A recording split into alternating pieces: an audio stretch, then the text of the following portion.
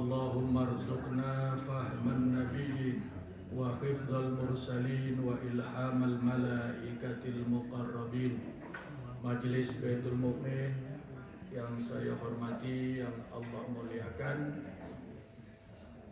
kita lanjutkan ngaji kita pekan lalu. Yang saya sampaikan pekan lalu apa? Tes ya. Kita lanjutkan kalau gitu. Nah, Al-Quran itu kalau Bapak Ibu perhatikan baca Al-Quran itu, begitu juga hadis-hadis Nabi, maka akan dijumpai berbagai variasi ketika membuka surat atau membuka sabda Rasulullah Sallallahu Alaihi Wasallam. Ada surat-surat Al-Quran yang diawali dengan pernyataan, nah, gitu ya, pernyataan. Ada surat-surat Al-Quran yang diawali dengan pertanyaan. Kemudian ada surat-surat Al-Quran yang diawali dengan panggilan dan seruan. Ada surat-surat Al-Quran yang diawali dengan larangan.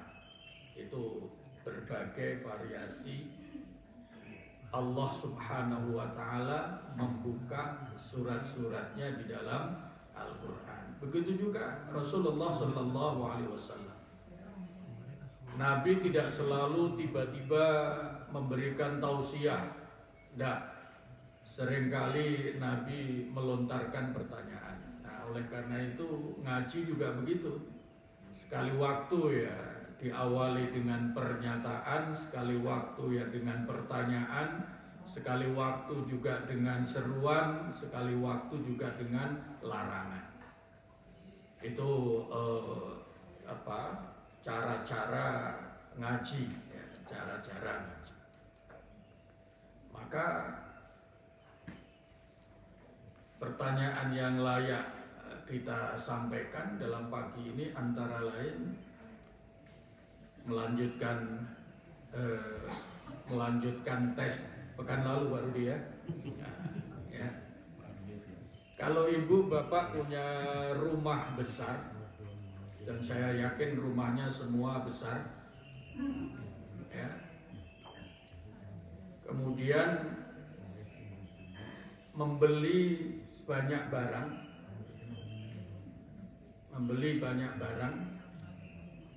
kemudian kalau barang itu masuk aja, pokoknya ditaruh di rumah, masuk aja. Kira-kira rumah itu suasananya seperti apa? Semrawut. Jadi pokoknya barang itu masuk aja tanpa ditata, maksud saya begitu ya, tanpa ditata. Nah, orang ngaji juga begitu.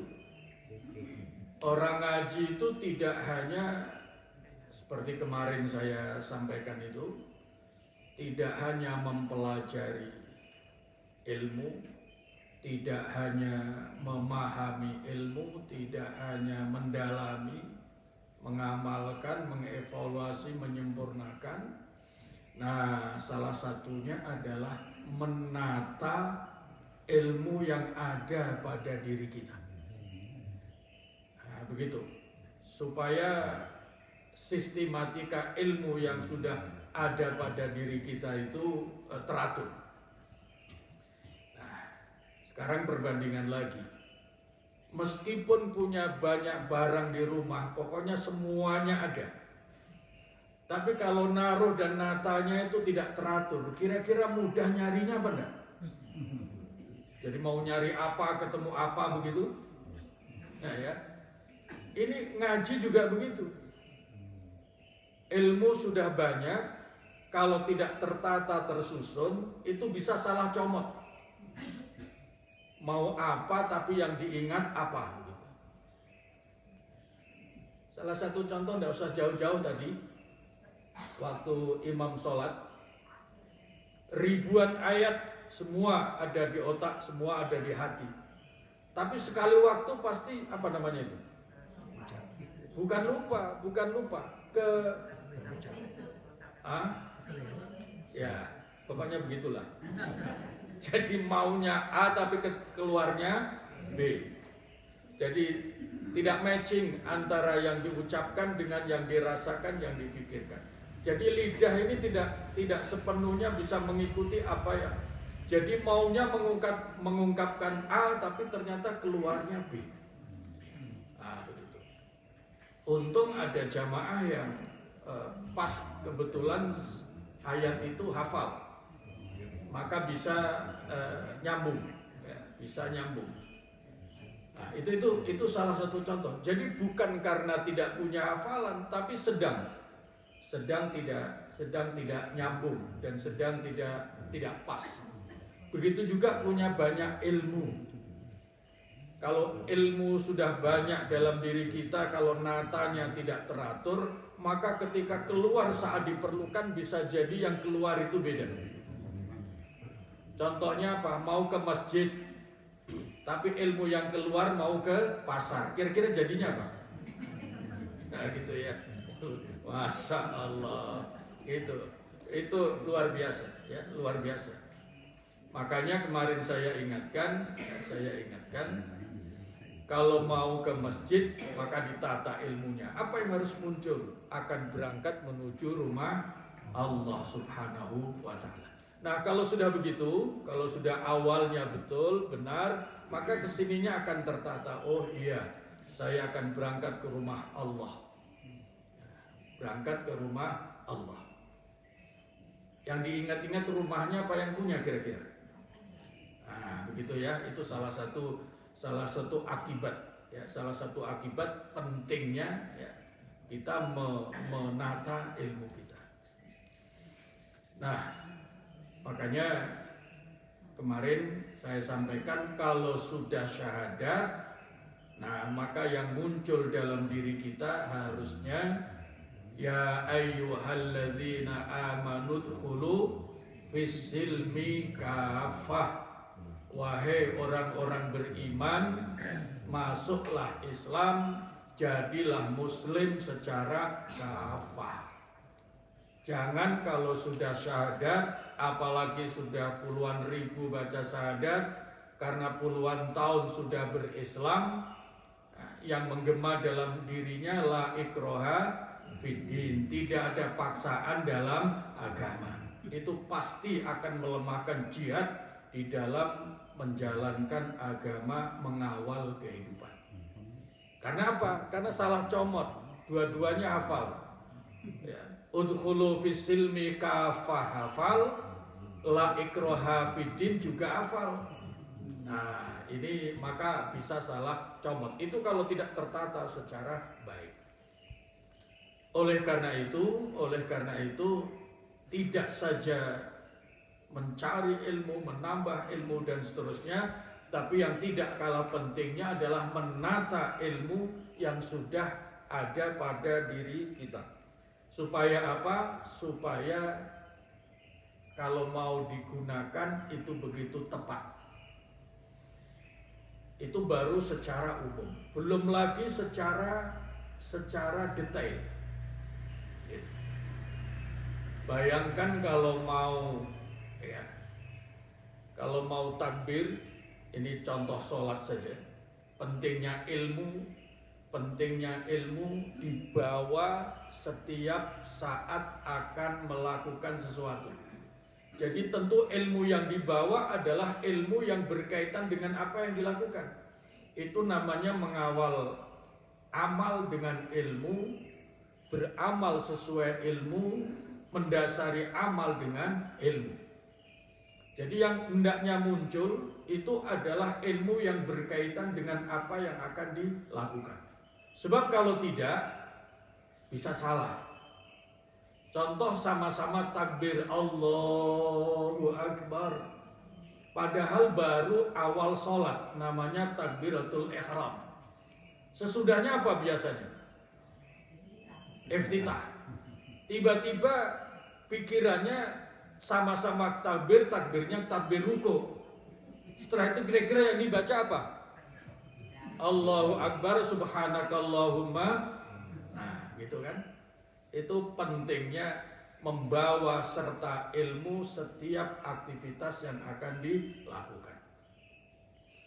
Belum lagi dari gerakan ke gerakan kalau ini berkaitan dengan sholat. Bahkan mungkin mulai dari wudhu. Apa yang harus dibawa saat wudhu? Ilmu tentang wudhu. Nah, ilmu tentang wudhu itu berbagai hal. Ada ilmu yang berkaitan dengan syaratnya wudhu, ada ilmu yang berkaitan dengan rukunnya wudhu, ada ilmu yang harus dibawa berkaitan dengan adabnya wudhu, ada ilmu yang harus dibawa berkaitan dengan batal-batalnya wudhu. Itu semua harus terbawa serta. Nah, oleh karena itu yang namanya mengaji itu ada mempelajari, ada memahami, ada mendalami, ada mengamalkan. Nah, pada saat mengamalkan inilah jangan sampai ilmunya ditinggal. Maka tidak jarang terjadi ilmunya begitu banyak, tapi karena ditinggal pada saat beraktivitas, maka seolah-olah ketika beraktivitas seperti tidak punya ilmu. Karena ilmu itu menuntun amal. Nah, karena ilmu menuntun amal mestinya begitu, dibawa serta pada saat beramal. Kalau sholat maka ilmu sholat yang dibawa. Bapak Ibu suka bepergian membawa HP yang isinya Google Map? Suka ya? Kalau HP-nya ketinggalan kira-kira gimana? Nah, balik lagi. Begitu ya, balik lagi. Nah, sholat juga begitu, ibadah juga begitu. Kalau sampai ilmunya ketinggalan, tidak dibawa serta, bisa jadi apa-apa yang dilakukan tidak sesuai dengan ilmunya. Padahal sihhatul amal bil ilmi, sahnya amal itu adalah dengan ilmu. Nah, oleh karena itu perlu ada yang namanya orang ngaji itu. Orang ngaji itu syaratnya ya memang harus datang, hadir. Yang kedua harus baca. Yang ketiga ya harus nulis. Yang keempat harus mendengarkan. Yang kelima harus menghafal. Sebab kalau tidak hafal bagaimana? Bisa dilaksanakan apa tidak? Kalau tidak hafal, tidak mungkin. Makanya hafalan itu menjadi penting. Orang wudhu tapi tidak hafal adab-adabnya wudhu, kira-kira sempurna apa tidak wudhunya? Tidak akan. Padahal kita menuju ya ayyuhalladzina amanu dkhulu fis-silmi kafah. Masuklah Islam, jadilah muslim secara kafah secara muslim secara keseluruhan, tapi juga kafah dari bagian-bagian ibadah kita. Nah, supaya bisa kafah itu, maka ilmunya memang harus dibawa serta. Supaya betul-betul ilmunya menjadi penuntun amal harus dibawa serta. Nah, di samping dibawa serta, memang yang dibawa harus komplit. Ada syaratnya wudhu. Ini kalau contohnya wudhu. Ada rukunnya wudhu. Ada batalnya wudhu. Ada adab-adabnya wudhu. Ada sunnah-sunnahnya wudhu. Kalau ada sunnah berarti ada makruh-makruhnya wudhu. Salah satu makruhnya wudhu apa? Halo? Ngobrol pada saat berwudhu. Itu salah satu makruhnya wudhu. Apalagi? Berlebihan memakai air. Ya, berlebihan memakai air. Apalagi? Yang hafal 2 ya? Gitu. Kalau yang hafal 2, kira-kira kemungkinannya menjalankan wudhu sambil makruh apa tidak? Saya pertanyaannya, kalau tidak hafal makruhnya wudhu, berarti kemungkinannya wudhu sambil makruh apa tidak? Iya, karena apa? Karena tidak tahu makruh. Oh, ini makruh, harus dihindari. Nah, tadi disebutkan 2, ngobrol saat saat wudhu. Kalau sendirian kan tidak mungkin ngobrol. Nah, begitu ya. Kalau rame-rame begitu. Yang kedua yang paling mungkin apa? Yang disebutkan oleh Pak Prof tadi. Ya. Itu adalah israf. Berlebihan dalam menggunakan air. Supaya tidak berlebihan bagaimana caranya? Nah, ini kan menyangkut praktek yang begitu rupa. Jangan sampai mentang-mentang airnya banyak, kemudian saat panas kena air kemudian segar. Nah, tiba-tiba israf. Apa yang disebut israf? Nah, ini luar biasa, itu persoalan-persoalan begitu. Apa yang disebut berlebihan dalam menggunakan air? Nah, berlebihan itu salah satu atau salah dua kriterianya adalah kalau sudah membasuh bagian yang harus dibasuh wudhu itu sudah merata dan sudah sampai 3 kali, nah lebih dari itu berlebihan. Kalau berlebihan berarti namanya israf.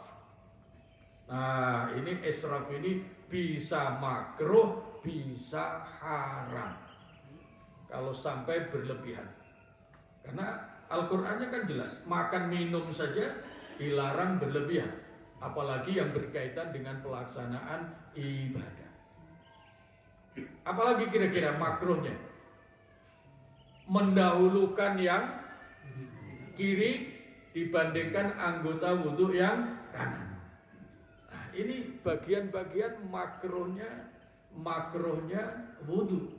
Kalau ini tidak hafal, tidak dibiasakan ilmunya di bawah, nah bisa saja wudhunya bisa sah tapi bercampur makruh. Orang wudhu mendahulukan yang kiri, ya. Basuh tangan dahulukan yang kiri, basuh kuping dahulukan yang kiri, kemudian kaki juga begitu. Wudhunya sah, tapi bercampur makruh. Kalau sah tapi ada makruh, risikonya apa? Panjang kan? Hanya persoalan wudhu saja. Nah, gitu. Itu maksud saya hanya ingin menunjukkan, mengingatkan kita semua, baru persoalan wudhu saja ada sekian aspek ilmu yang harus kita perhatikan, kita bawa serta dalam pelaksanaan wudhu supaya wudhunya makin sempurna. Ini tentu saja dalam rangka ya ayyuhalladzina amanu dkhulu fis silmi kafah. Baik, ini contoh.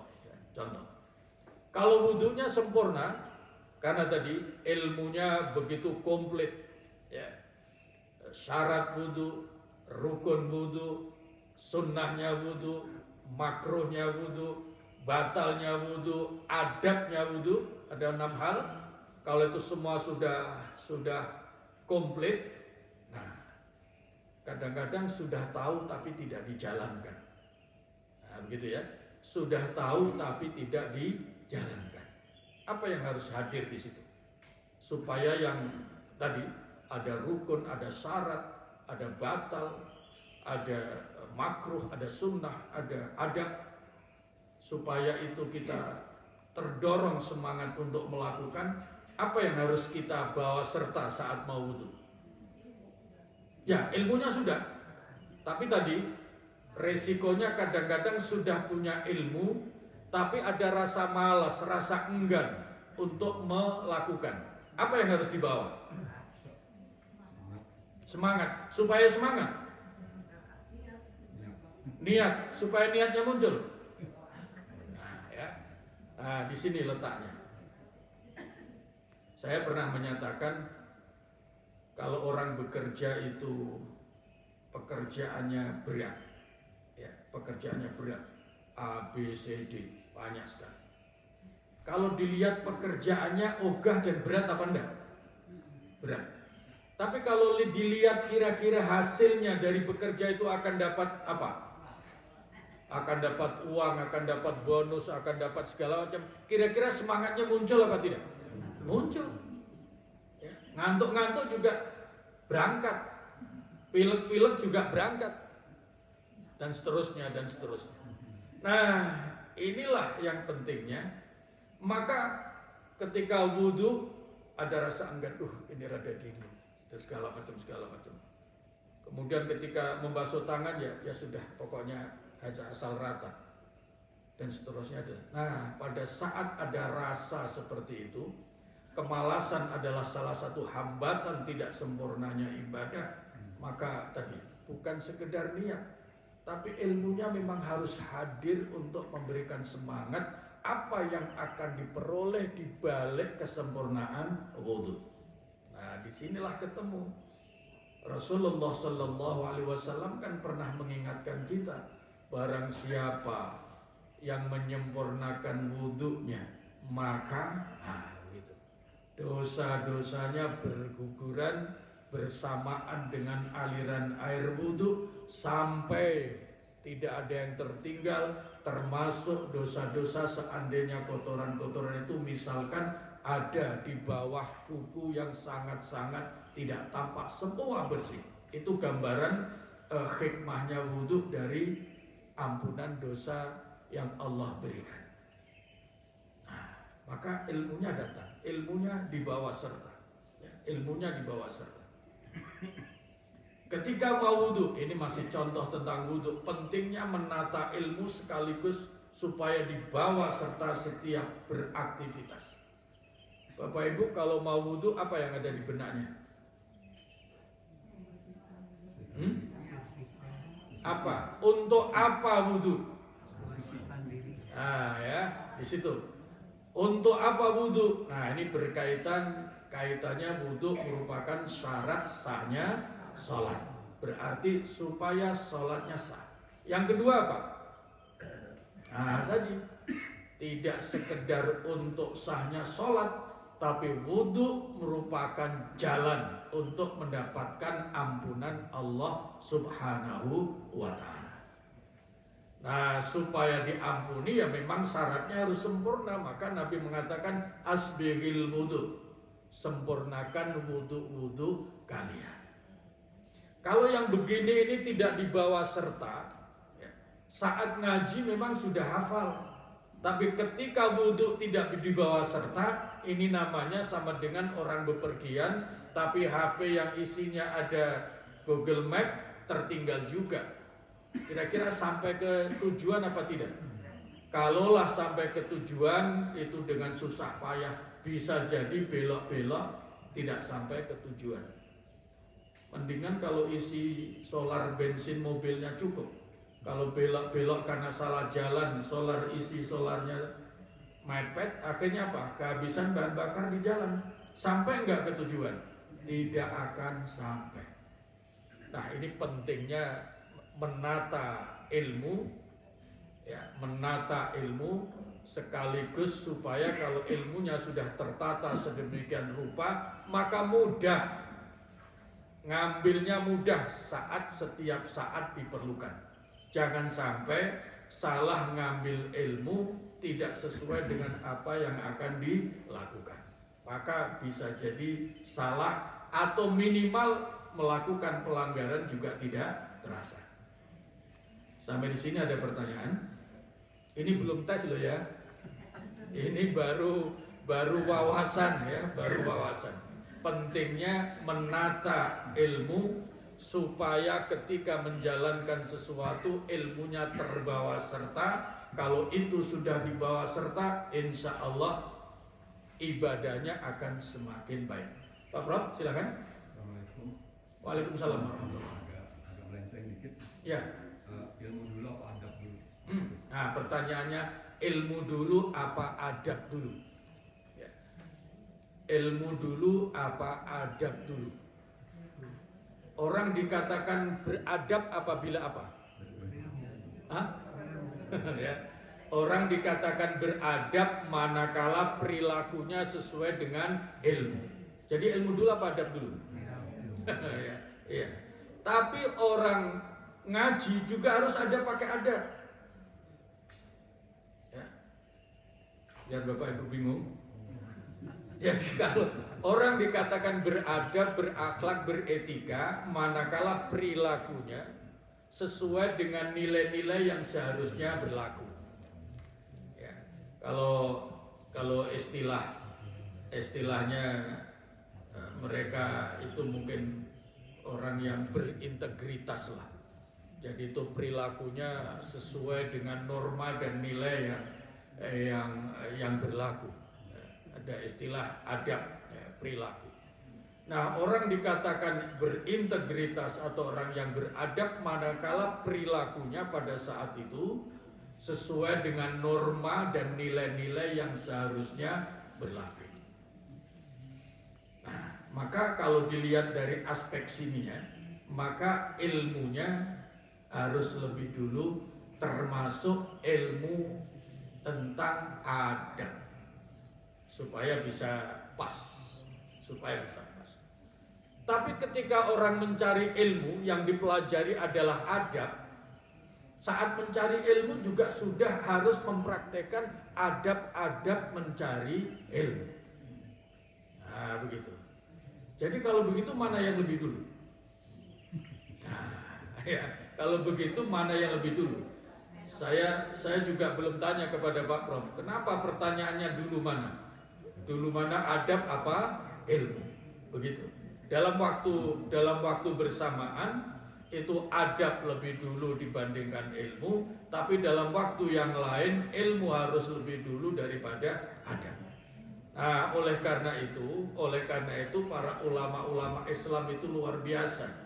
Karena sekali waktu ilmu harus lebih dulu, karena sekali waktu adab harus lebih dulu, maka ketika baru belajar itu sudah diterapkan praktek adab.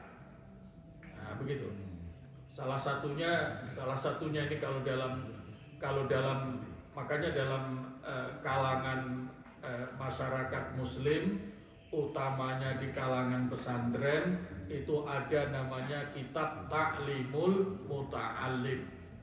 Itu artinya panduan para santri dalam belajar. Itu ada aturan-aturannya itu. Salah satunya adab santri ya, mencari ilmu, dia harus betul-betul siap menerima ilmu dari gurunya. Kalau sampai salah niat itu bisa tidak karuan.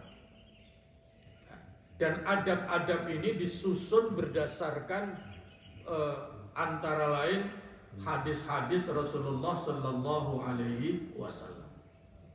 Salah satunya Nabi pernah menyatakan, barang siapa yang mencari ilmu yang seharusnya dia lakukan dengan ikhlas, tapi ketika mencari ilmu dia punya motif lain, salah satunya supaya dengan ilmu dia bisa mempengaruhi orang lain, bisa terkenal di kalangan lain dan lain-lain sebagainya, maka orang yang mencari ilmunya tidak ikhlas seperti itu tidak akan mencium bau surga. Nah, maka kemudian dalam kitab Ta'limul Muta'allim ditata sedemikian rupa. Kalau orang mencari ilmu, niatnya harus ikhlas dan seterusnya dan seterusnya. Oleh karena itu, sekali waktu memang adab harus lebih dulu, sekali waktu memang ilmu harus lebih dulu. Satu poin sebelum nanti diklarifikasi oleh Pak Prof. Kalau kita lihat kisah Adam, ya, kisah Adam sebelum turun ke bumi menjadi khalifah, apa yang Allah lakukan kepada Nabi Adam? Wa 'allama Adamal asma'a. Jadi Allah sudah punya rencana di dalam surat Al-Baqarah maupun awal surat Al-A'raf itu, wa idz qala rabbuka lil malaikati inni ja'ilun fil ardi khalifah. Ini artinya Allah punya planning, punya program, punya rencana akan menciptakan manusia untuk menjadi khalifah di bumi. Nah, tapi tidak tiba-tiba kemudian sudah silahkan turun ke bumi, lakukan apapun yang kamu suka. Enggak. Allah ajari dulu, wa 'allama Adamal asma'a. Allah mengajarkan ilmu kepada Nabi Adam. Bahkan dilakukan tes. Salah satunya dihadapkan kepada malaikat. Ketika malaikat mempertanyakan, wahai Allah, apakah makhluk yang akan kau buat menjadi khalifah di bumi itu nanti akan merusak bumi atau apa? Nah, maka Allah membuktikan Adam diberikan ilmu lalu diadu kepintarannya dengan malaikat. Mana yang lebih unggul? Adam. Nah, setelah itu baru, tapi dalam waktu yang bersamaan Adam diajari adab oleh Allah. Ya. Sebelum turun diajari adab oleh Allah. Adabnya pada saat kapan? Pada saat Adam, kamu boleh menikmati apa saja di surga ini, wala taqraba hadhihi syajarah. Ini pelajaran adab yang berupa disiplin, bro. Kamu boleh menikmati apa saja di surga ini, tapi jangan dekati satu pohon. Nah, yang namanya adab adalah perintah dan larangan. Norma atau nilai isinya adalah larangan dan perintah. Maka Nabi Adam diajari pada saat itu. Nah, ini hikmahnya, pelajarannya luar biasa. Orang boleh pinter, punya ilmu, bahkan melebihi malaikat, tapi dia harus disiplin di dalam mengamalkan, di dalam mengimplementasikan ilmunya. Kalau sampai tidak disiplin, maka akan terjadi akibat-akibat berikutnya. Itu pesan dan pelajaran yang luar biasa. Ketika menjadi khalifah di bumi juga begitu. Allah memang siapkan bumi ini untuk manusia, tapi ada disiplin pengelolaannya. Kalau sampai tidak disiplin, maka bumi ini akan rusak, dan yang paling merasakan akibatnya adalah manusia sendiri. Itu pelajaran yang sangat-sangat penting. Sementara begitu, silakan bro. Ada hal lain? Ini apa? Kan waktu semua minta sujud ke Adam itu kan semua sujud ke iblis. Iya. Nah, kalau iblis kan sebenarnya jin kan. Iya. Tapi pada waktu zaman Sulaiman kan jin itu bisa kendalikan sama Iya. orang Islam. Zaman Rasulullah jin ada yang masuk Islam. Iya. Itu sebenarnya kan turunan Iya. iblis itu nggak semuanya jahat gitu. Iya. Terus? Ya itu. Penting ini, benar. Ketika malaikat sudah semua disuruh sujud kepada Adam, malaikat pun sujud kecuali iblis. Tapi betul pada saat Nabi Sulaiman, iblis setan bisa dikendalikan. Berarti patuh. Pertanyaannya, patuhnya patuh apa? Ini yang kemudian ketemu. Ada 3 level ketaatan. Tempoh hari ya saya sampaikan 3 level ketaatan. Taat yang kelasnya paling rendah, taat patuh karena apa? Terpaksa. Apakah takut, apakah malu, apakah lain-lain, terpaksa. Nah, inilah makomnya iblis. Ketika pada saat Nabi Sulaiman itu memang dia taat. Tapi setelah Nabi Sulaiman tidak ada. Dan itu taunya setelah tongkatnya Nabi Sulaiman dimakan rayap. Setelah itu iblisnya taat apa enggak? Enggak. Justru menyalahgunakan pelajaran-pelajaran yang ada, yang diberikan pada saat Nabi Sulaiman. Seolah-olah malah menyesal. Ini saya baru tahu ini ternyata Sulaiman sudah wafat. Buktinya apa? Tongkatnya dimakan oleh rayap. Ini ketaatan yang terpaksa. Memang jin itu ada yang baik, tapi sebaik-baiknya jin, sebaik-baiknya iblis, ketaatannya adalah ketaatan terpaksa. Ketika saat ada kesempatan lengah, itu akan kembali melawan. Gitu. Rata-rata seandainya lampu merah di jalan itu dibebaskan, kira-kira gimana? Kira-kira diumumkan walaupun hijau, walaupun merah boleh jalan. Kira-kira milih berhenti apa milih jalan? Ini artinya apa? Ketaatannya masih ketaatan terpaksa. Karena ada aturan. Ada aturan.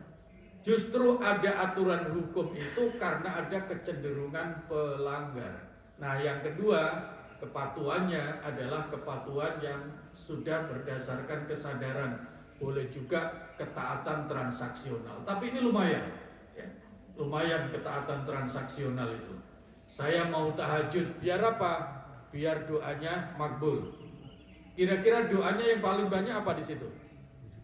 Nah, rezeki, ya, promosi, dan lain-lain, begitu ya. Nah, itu ketaatan transaksional. Ketaatan yang levelnya paling tinggi adalah ketaatan karena mahabbah, kecintaannya kepada Allah dan Rasulullah Sallallahu Alaihi Wasallam. Nah, oleh karena itu ada 3 level itu. Demikian, bro. Sehingga dengan demikian, karena ada contoh itu semua, maka kita punya PR untuk meningkatkan ketaatan kita, mulai dari ketaatan terpaksa, ketaatan transaksional, sampai kepada ketaatan karena cinta, mahabbah kepada Allah dan Rasulullah Sallallahu Alaihi Wasallam. Pentingnya di situ. Nah, nanti ada kaedah-kaedah. Tandanya orang patuh karena taat, tandanya orang taat patuh karena cinta itu apa? Nah, itu ada kriteria-kriteria. Ada lagi pertanyaan? Ya, silakan Bu. Kalau kita habis wudhu, Mm-mm. itu kan air itu sebaiknya kita lap atau biarin aja nanti sampai kering sendiri, itu baik yang mana? Iya. Ah, ini sudah pertanyaan sampai ke ini pertanyaan menyangkut tadi, berarti ini menyangkut apa Bu? Ya, wudhu. Tapi mengeringkan air wudhu itu masuk bagian apa kalau dalam pelajarannya? Hah? Nah, ini penting ya. Pentingnya kita ngaji supaya kita tertata. Kalau membasuh muka karena apa? Membasuh muka dalam wudhu itu hukumnya apa?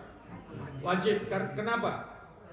Rukun. Berarti bicara membasuh muka adalah rukunnya wudhu. Kalau mengeringkan air yang di muka setelah wudhu, itu bagian apa kira-kira? Bagian adab. Sunnah apa? Makruh. Nah, begitu ya. Memang ada hadisnya, ada Nabi pernah melarang. Nabi pernah melarang air wudhu jangan buru-buru dikeringkan. Wah, ini menarik nih. Ya, menarik. Terus apa yang terjadi? Kalau ayat Al-Quran latar belakang turunnya wahyu namanya asbabun nuzul. Kalau hadis apa namanya? Asbabul wurud, latar belakang Nabi bersabda. Nah, pertanyaannya, Nabi ketika melarang air wudhu dikeringkan itu kenapa? Di sini pentingnya ada namanya hikmatut tasyri' wa falsafatuhu. Jadi ada salah satu disiplin ilmu itu ada namanya hikmatut tasyri' wa falsafatuhu, yaitu filosofi syariat Islam. Kaitannya mengeringkan itu, makanya wudhu mandi itu ada yang sunnah, ada yang wajib. Begitu kan? Ada wudhunya wudhu wajib, ada wudhunya wudhu sunnah. Begitu juga mandi. Maka istilahnya ada mandi lit tabarrud, untuk sekedar menyegarkan tubuh.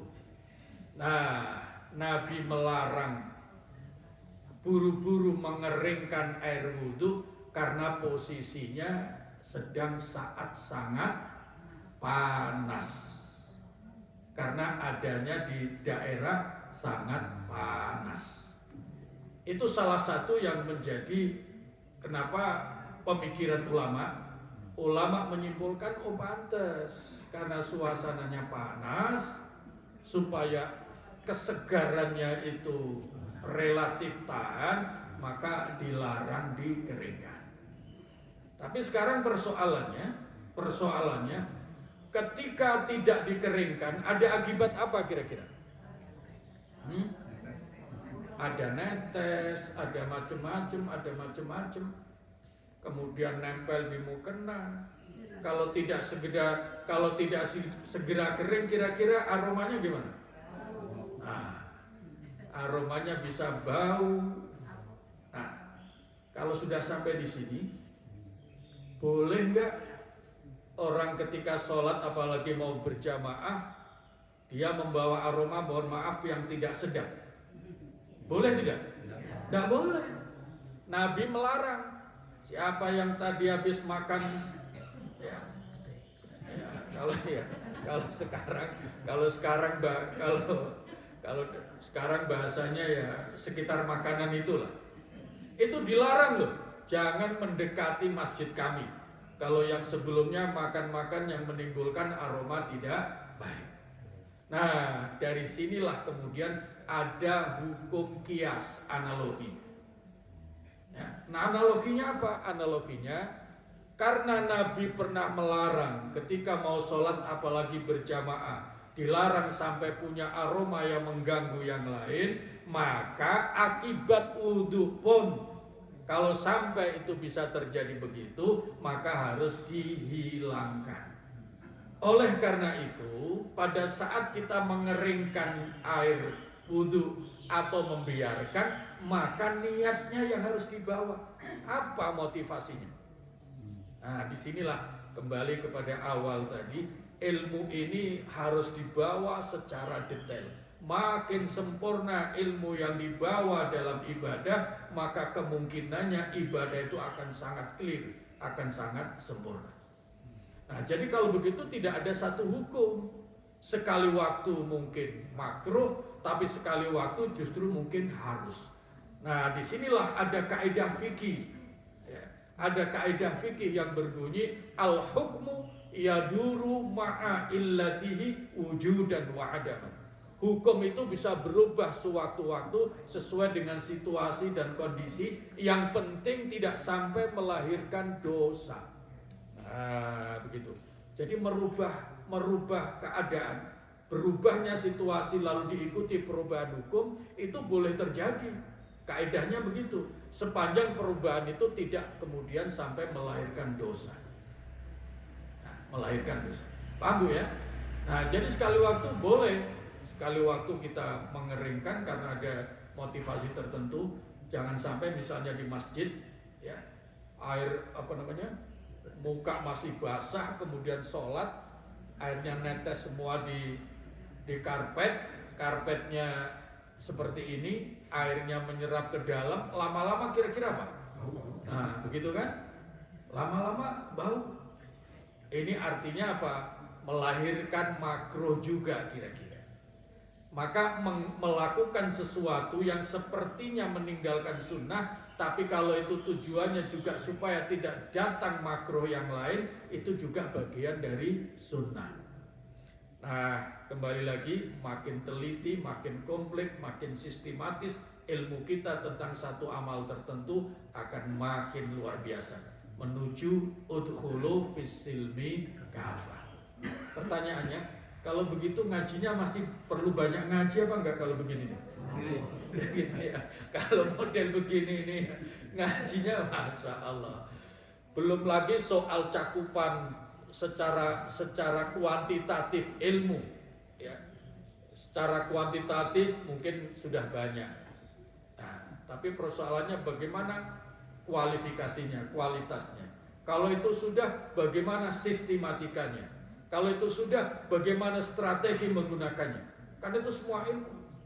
Jadi ada yang namanya tadi, ada ilmu syariat, fikih, ada yang namanya hikmatut tasri', filosofi syariat, ada yang namanya kaidah fikih, ada yang namanya siyasatus syar'iyyah, bagaimana menyiasati pelaksanaan ilmu.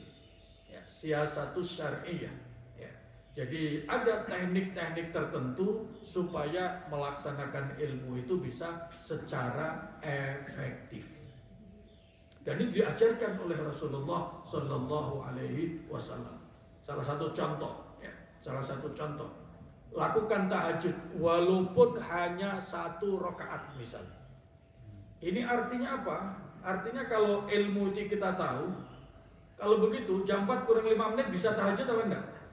Bisa. Maka jangan sampai tanggung sudah jam 4. Nah, ini persoalan ini. Ini tanggung apa malas? Nah, itu ya. Nah, di situ tuh, di situ letaknya, ya, di situ letaknya. Nah, jamnya sudah cukup, tapi mau sahur puasa. Kira-kira dijalankan tahajudnya atau mengutamakan sahurnya? Sahur. Ah, ya. Ini mulai ya. Ini waktunya berbarengnya nih. Ya, tinggal katakanlah beberapa menit gitu. Ini harus sahur, tapi ini tahajud juga luar biasa. Mana nih yang harus dijalankan? Itu PR itu ya. Itu PR. Apakah tahajud utamanya, apakah sahur? Nah, kalau jawabannya tahajud, kenapa tahajud? Dan sahur juga sunnah. Oh, itu panjang itu. Oke, sahur memang sunnah bagi orang yang mau puasa. Tapi sebenarnya sahur itu motivasinya karena sunnah apa takut lapar?